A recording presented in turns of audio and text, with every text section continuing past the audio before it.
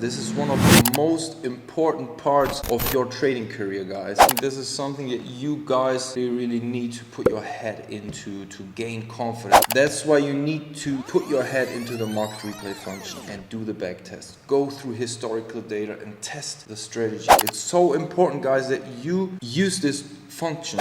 To the right side in here, press the market replay button, and then we start this day. Of course, you can go back in time, like even weeks or months, and you can go through the whole data. You can click through each and every candle. You can press play, so the candles will move like 20 times quicker than it would normally do, or 50 times, or 200 times, or even much more than that. And yeah, that's it for today, guys. If you don't have a copy of this one here, drop me a message. You will find the link down below in the description as well. Then I will send it to you and yeah, give you the indicator setup and everything, how to use the strategy.